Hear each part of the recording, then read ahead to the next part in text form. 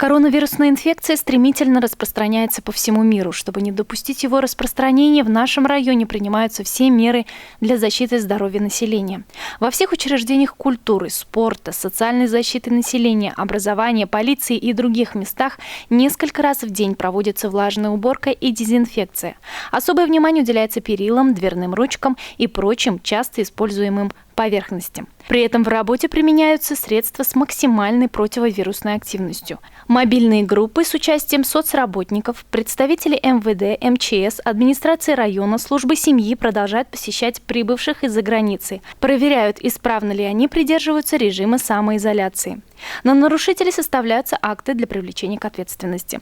Закрыты школы, музыкальные и спортивные школы, кинотеатр, бассейн. Ввели запрет на курение в кафе и кальянных, закрыли доступ в библиотеки, потому что вирус может передаваться и через книги. Тем, кому необходимо посетить госучреждения, банки, просим делать это через интернет. А пожилым, старше 60 лет, без надобности рекомендуем не выходить на улицу. В поликлиниках отменены все профосмотры. К борьбе с коронавирусом мы готовы и призываем всех илишевцев строго соблюдать правила профилактики. Воздержитесь от посещения общественных мест, торговых центров, спортивных, зрелищных мероприятий, транспорта в час пик. Используйте одноразовую медицинскую маску в общественных местах, меняя ее каждые 2-3 часа. Избегайте близких контактов и пребывания в одном помещении с людьми, имеющими видимые признаки ОРВИ.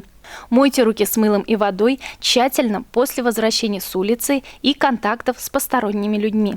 Дезинфицируйте гаджеты, оргтехнику, поверхности, к которым прикасаетесь. Ограничьте по возможности при приветствии тесные объятия и рукопожатия.